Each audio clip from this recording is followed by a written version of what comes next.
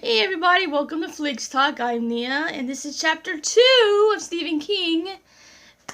Chapter 1, I did his film adaptations of his books. So Chapter 2 is about his TV series and miniseries that he's done.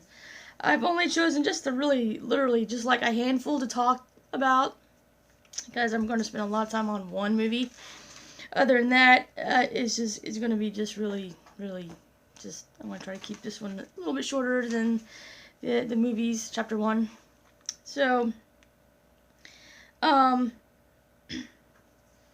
to get some of my props ready here. Anyway, as I said, Stephen King, first foremost, as an author. I showed you the books that I own in Chapter 1. But the first movie that I want to go ahead, or the first TV miniseries I want to talk about is a book adaptation. The differences from the book and the TV series are known, but were actually approved by Stephen King himself. He did have a say in it, and doing a little bit more research on the TVs than I did on the movies, that he had really worked on a lot of the movie or the TV series and miniseries aspects, more involvement on the TVs versus the movies. So, the first one, 1979, y'all, this one, I have it running right here on my TV, so, I think this is where I got my love for horror films, okay? I think it's a Stephen King, but it's a movie, or a TV movie, and, I spent, like, 16 years trying to figure out what movie it was, and I was like, I want to remember certain scenes from the movie, from the TV movie, and so I was racking my brain for years. As I said, 16 years, and then finally in 1996, still living at home with my parents, saw it on TV. Saw this movie TV movie on TV that I want to watch, and so it ended up actually being what I've been searching for 16 years, because the only scenes I really remember was, if you know who Jeffrey Lewis is, who is actually Juliette Lewis's dad. I didn't realize that till years later, well, several years ago. But there's a scene with him in it. He's in this TV movie, and all I remember was him. He was filling in a grave, and something prompted him to jump in and kind of clean off the dirt that he already put on the coffin. And he opened up the coffin, and then all of a sudden this boy in the coffin, his eyes were open. He had white eyes, and it was like, and he sat up, and then all of a sudden, it was, and I was like, okay, I remember that scene, and I also remember this boy floating outside a window, scratching at the window, open the window. And I think that was about the only scenes I remember. And then I watched it in 96, and I'm like, that's the movie. Salem's Lot. 1979, Tobe Hooper's Salem's Lot, starring David Soul from Starsky and Hutch. It's got James Mason, Lance Kerwin, Bonnie Bedelia. And, they don't even on IMDb, they don't even put the guy that played Barlow, the vampire, the really cool looking vampire, freaky vampire. Had to be based off of Nosferatu. Max Schreck from Nosferatu, just had to be. He's not even on here, not even listed the characters. So I'm like, okie dokie. So, but, the house that they used, not really used, they built. Built kind of like, as I said, in Pet Sematary, they kind of built like an outer shell around that house for Judd's house. They did the same thing. Here you go, that's the house. I'm kind of trying not to use not too much glare. But see, that house is really cool looking. And there's an outer shell. And of course, Ben Mears played by David Soul. Soul. He just can't get enough of just staring at that house. That's because I just started, so it's beginning. Here you go. Here's the guy. This guy, of course you don't see it. His name is Reggie Nalder, and he played the vampire. See, I mean, Max Schreck, long teeth, from Nosferatu. Like here. I think this is one of the scenes that I remember, scratching at the window. Of course, now listen, I take an account as made for TV, and it was made in 79 or 78, depends on when it was really filmed. But you can see the boys sitting on like a little crane thing when they go up and back instead of floating on wires. So you can, if you look closely, they try to hide it with smoke or whatever, but if you look closely, you can see it. But I try not to. I let that go. So, here we go. This is Jeffrey Lewis, that dude. He that's Julia Lewis's dad. He's been in a lot of stuff, westerns and other stuff. But there's yeah. Now, I said in the movies that a lot of his Stephen King's, work that's put into motion pictures or TV is filmed in Maine. Nothing in Salem's Lot, at least in the 79 Salem's Lot, or even the 2004 Salem's Lot, was it filmed in Maine. This one was filmed all like in Ferndale, California. So,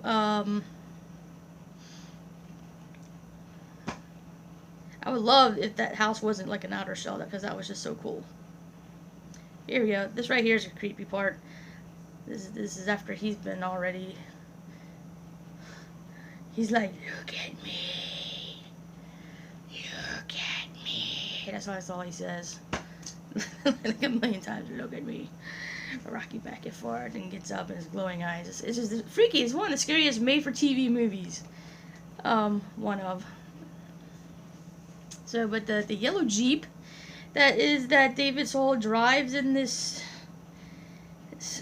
it's kind of annoys me. There's a part where he's leaving, he's pulling away, so I don't know, he's like leaving, jumps in the Jeep and he drives off, and he's trying to shut the door on the driver's side, and it won't shut. I don't know if it's because it was a Wrangler Jeep, CJ5. But I don't think it has anything to do with it. I just think they had a faulty door, and it just, in one part, you see him trying to shut it a few times, and he just kind of just said forget it and kept on going. So, but anyway, ooh, dude, some of this artwork, if you look on IMDb, that artwork is really cool for the movie. Woo, look at that one. So yeah, and it's of course this is a long movie. It's over 3 hours long, and I think IMDb clocks it at like 3:20. My DVD running right now is just over 3 hours, like 3:05, something like that. So that kind of makes me wonder, did they add more stuff to the TV that they didn't add on the DVD? Because my DVD has the 2 extra scenes that they normally don't show on TV, or at least when I watched it in '96, I didn't see the 2 scenes. The very first scene that you see, the very beginning and the very end, where they're not even in Salem's Lot. Ouch. Which is actually in book, it's Jerusalem. Blah, blah, Jerusalem. Blah, I can't even say it. I can't talk today. Blah, blah, blah. You know what I'm talking about. Read the book. But anyway. Holy mackerel. There it is. That's the scene, the first scene right there, like kind of behind the scene, and of course you can't see it because it's like out of frame. There, yeah, whatever. This one right here by my finger. little behind the scenes stuff, yo. But this movie, I think I watched with my mom when I was 4. So that kind of started the love of Salem, of the horror. So it was a Stephen King. I honestly do believe that that's it. Of course, if you see the extra scenes in the beginning and the end, especially the end, you know, after the house, the Barlow house, the Marsden house is burned, because, you know, I guess they like to burn Stephen King's houses that they build a shell around. And, so, when they see Bonnie Bedelia in another country, which is like a made-up country that they came up with for the series, I guess, or he came up with, Stephen King, whatever, does not exist. But she's actually a vampire, and I think Ben Mears kills her, I believe. I don't think they really show him kill her. Don't remember. Only seen that beginning and end. The ending like twice, because it's kind of new. I first time saw that several years ago on the Sci-Fi Channel, I think. They actually added those 2 scenes in the beginning and end. I was like, wait a minute. It's new. I've never seen that before. What? But anyway. But Salem's Lot, you know, as I said, came out in 79 and directed by Tobe Hooper. And it was, CBS aired it. If anybody really cares about that.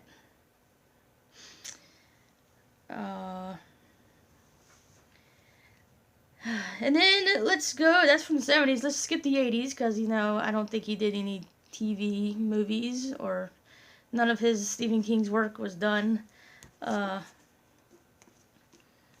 the 80s. It was all motion pictures. So 1990, let's go to It. I don't think I talked about the motion picture It that came out in different chapters the past few years. Oh me, oh my.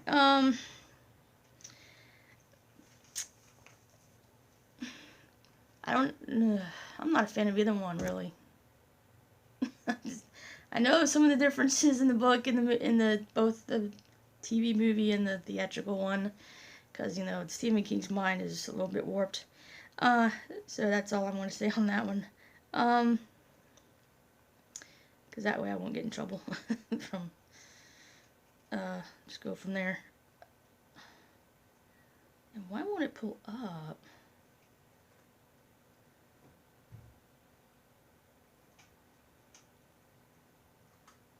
Okay.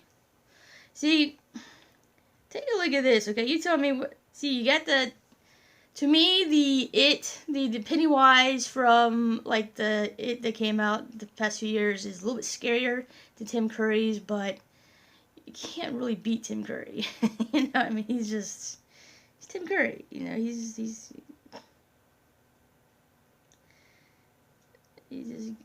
all the images are words, really. Good grief.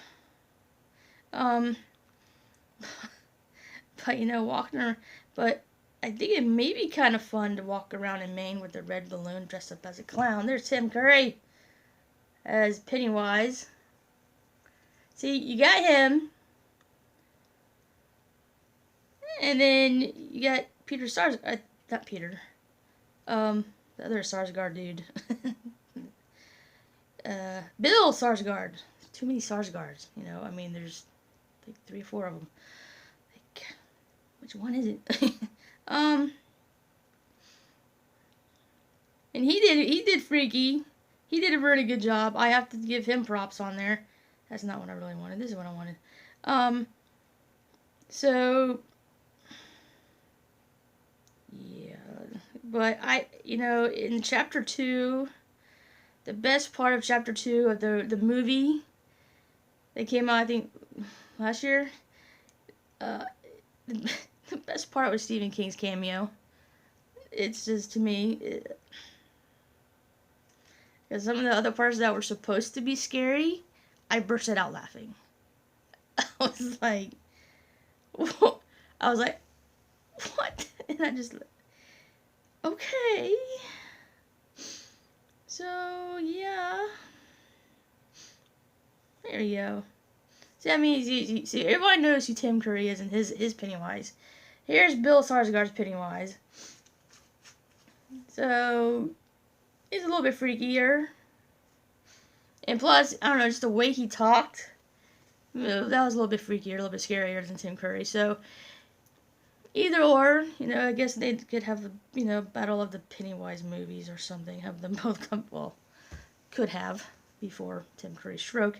But, I don't know, I'm not a fan of either the It's, so Georgie can go and play in the sewer all he wants. I can care less. Sorry. And that was aired on ABC in 1990, directed by Tommy Lee Wallace, who also directed Halloween 3, which had, of course, nothing to do with Michael Myers. Everyone knows that. But if you actually watch it, or not it, Halloween 3, for what it is, and don't even act like it is even part of the, the Michael Myers, then it's not a bad movie. So, that's all I have to say about that. And then, this next one came out in 94, like a huge cast, and, Gary Sinise, Molly Ringwald, let's see who all else is in it. Ossie Davis, Rob Lowe, many others. Even won 2 Emmys, aired on ABC as well. Called The Stand, and of course a lot of Stephen King's work on TV are 3+ hours. The Shining, I believe, came out in 97, is like over 4 hours. That's why it's called a miniseries on that one. Big time. I saw The Stand a long time ago, and I really don't remember it, so I really have to rewatch it. So all I can do is just go on IMDb and tell you kind of what they have listed on like their trivia stuff. I think I'm not.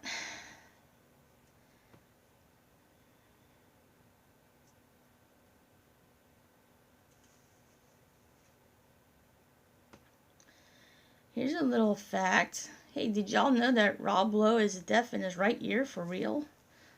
Even though, he played a deaf character in that, but he's actually really deaf in his right ear. Stephen King's favorite character in both the book and the miniseries is Lloyd. Nice. Okay. The Stand. Must be good for won some Emmys. Let's do another. Well, here we go. I already said anyway. Excuse me. 1997, The Shining. Steven Weber was in that one. Aired on ABC as well. That one did well because it won a few Emmys as well. Duh. Rebecca De Mornay is also in it. Alright. This one, as I said, I haven't seen this one. I think I mentioned that in the movies in chapter 1. So, all I'm doing is just, yeah, I want to, but there is, check out Steven Weber in this one. Crazy. There's a picture of him in The Shining.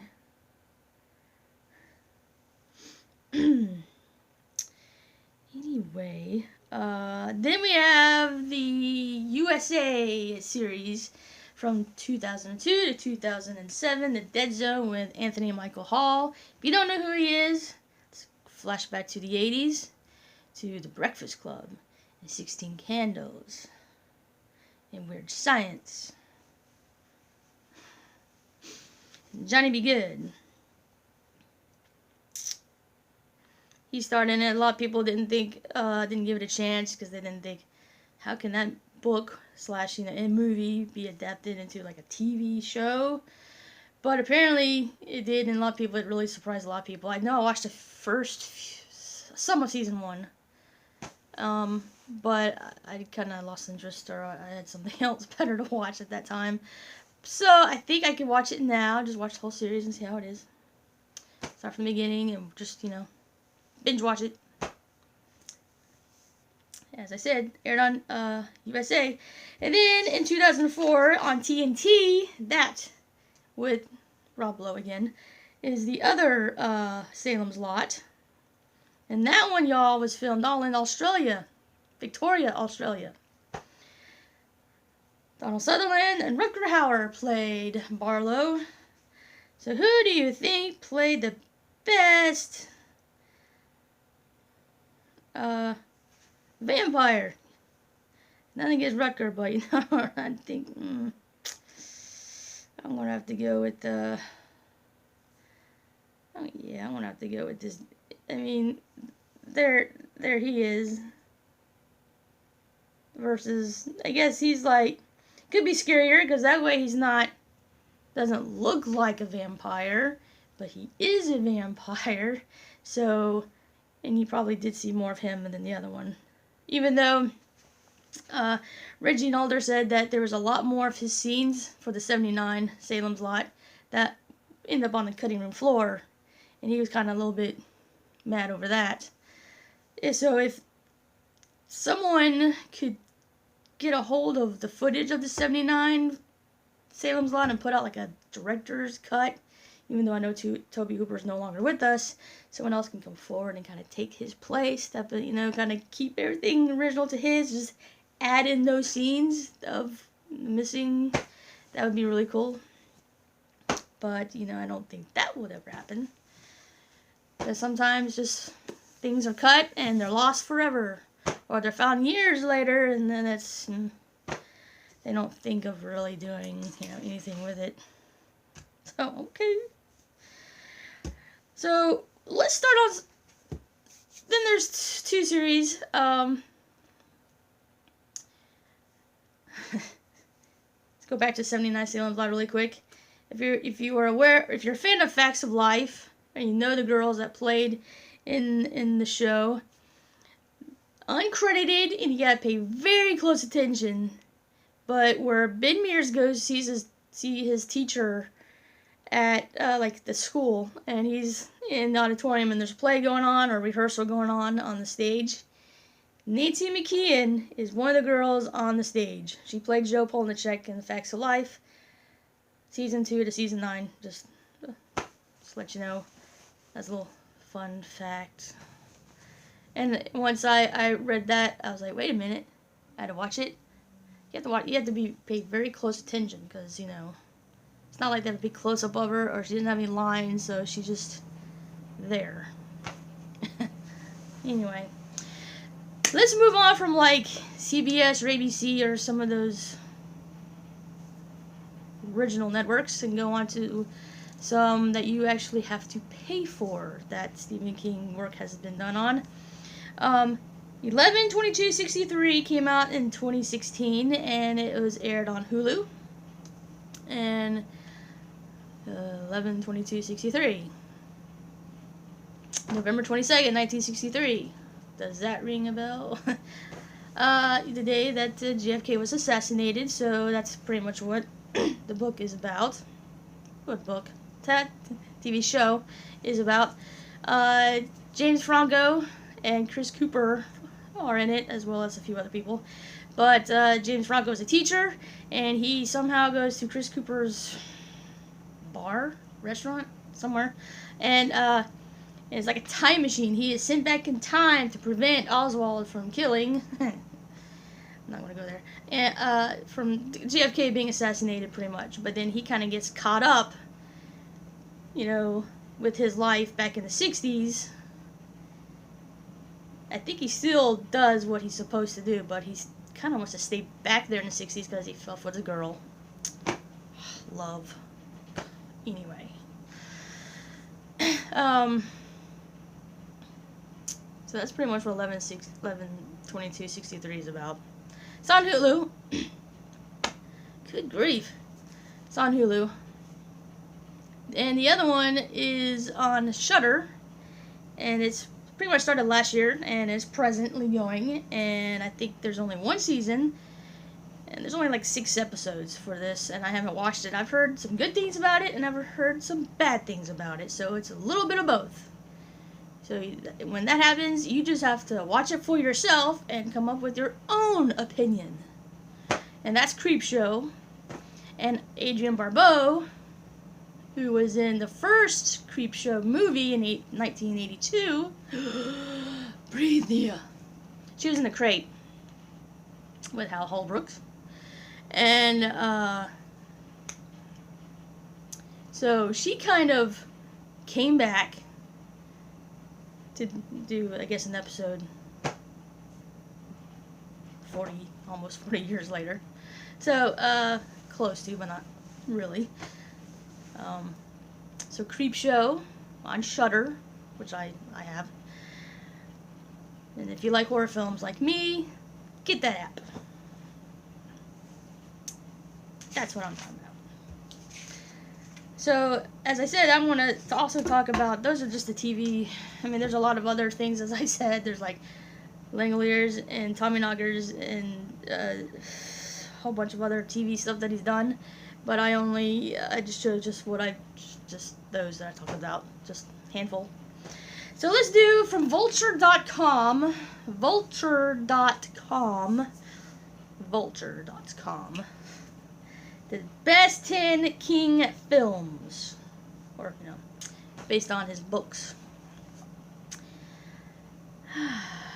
Number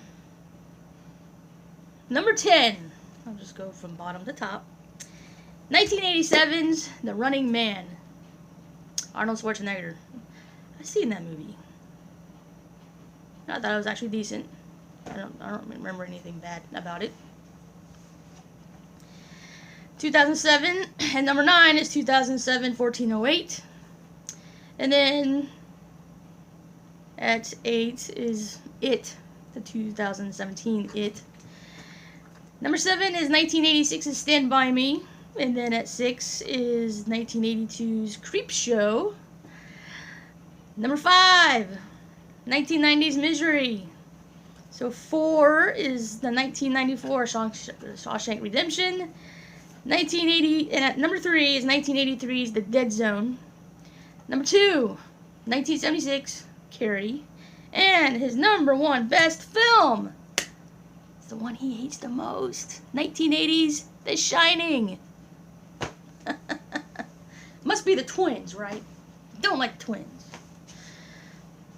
So those are like by Vulture.com. That's their top 10 best, King films. So now from FlickeringMyth.com. FlickeringMyth.com. Yeah, I'll put this on. The 5 underrated King movie adaptations. Number 5, 2004 Secret Window. Number 4 is the 2017's 1922. I was kind of looking at that, interested, so I need to see that. I would like to see that. Number 3, 2007's 1408. Number 2, 1998's At the Pupil. I actually saw that one in the theater where I worked. And I think I have a few other things of At the Pupil. Mylar's little movie memorabilia stuff. And then number 1, his number 1 most underrated film, 2017's Gerald's Game. I'm interested in that one. Would like to see that one. That one and, 1922. The ones I have not seen, I'm interested in seeing.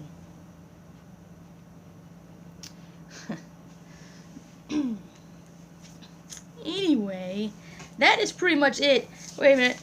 There's what? TV. Upcoming TV stuff. There's 8, but there's only 4 I'm going to say. To be announced, of course. We don't know when it's going to come. because of this COVID-19 stuff. So everything's been pushed back, delayed, probably canceled altogether. We don't know. So the 4 that I decided to talk about, or just let you know, to inform you, upcoming Stephen King TV movies, TV series, TV miniseries, anything that's on TV. And I'll tell you where it's going to be aired, or see, there's one of these, I don't even know. Anyway, on Hulu, The Eyes of the Dragon. Freeform. What is Freeform? I never heard of it until this. Freeform. Dead dog. This is where the dog dies. Anyway, Joyland. On AMC is going to be Sleeping Beauties. And again,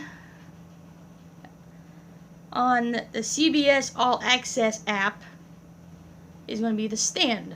So they're redoing The Stand. And just as I said, they're also doing Salem's Lot again and actually putting it in the motion picture category for it being in the theaters. Coming soon. So, that's, yeah. New Line Cinema, though, hey. Can't go too wrong with New Line. You know, they put out Nightmare on Elm Street.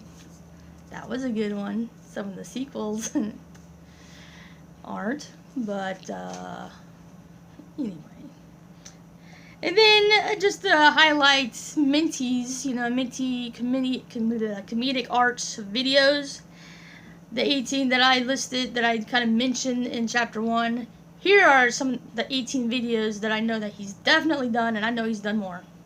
So, but if you guys just kind of follow him on YouTube and just watch, you know, his videos are anywhere from like, they're short, they really are. They're from like 12 to 20 minutes. Maybe not even that. I don't even think they even reach the 20-minute mark. If they do, it's rare. 15 minutes is like average, I think. But there's a Shawshank Redemption, Christine, Pennywise, which he talks about Pennywise and not really it, but I think he did do an it video. The Langoliers, the Shining miniseries, and one that I have not seen, the 4 hours one with Steven Weber. Carrie, as in like the Sissy Spacek, 76 Carrie. Stand By Me, Firestarter, Lawnmower Man, Misery, Cat's Eye. I know I didn't mention that in the movies, but Cat's Eye. I like it. Running Man, 1408, Cujo, Pet Sematary, Silver Bullet, Salem's Lot, and Thinner. So those are the ones I know he's definitely done, and y'all really need to like follow him. Just if you like to know just things you may not know about certain movies, or even such as, you know, there's another category he does besides 10 things you may not know, like just interesting facts, or 10 facts, or some more facts of movies. Just, but anyway, Minty Comedic Arts. And I'm still kind of new on the Mobile Instinct guy, but I did kind of put that little thing on the screen for Pet Sematary. He may have done some other movie locations, I don't know. There's also TheDailyWoo. Adam's crazy. But yeah, TheDailyWoo is also another one if you want to check him out. He goes through some movie locations as well, if you're interested in that kind of stuff. I think that's about it. Don't forget, you know, Salem's Lot. I think it's my favorite movie of his. You know, King's, Salem's Lot. I'm not going to finish watching the movie. Right. So thanks for watching. Hopefully this was a lot shorter than the one before, and actually my cats have behaved because they're sleeping or in a box. You know, you get a box and put it down on the floor and they jump in. That's just save the money on cat toys. Bag, box. But anyway, hey, thanks for watching. Don't forget to subscribe if you like me. If not, then just don't leave me a bad comment. But as Ellen always says, be kind to one another. since she's not really on anymore. She is, but she's not. But so I'll kind of take up her line for now. But anyway, be nice to everyone. Be kind to one another. And don't forget to wear your mask.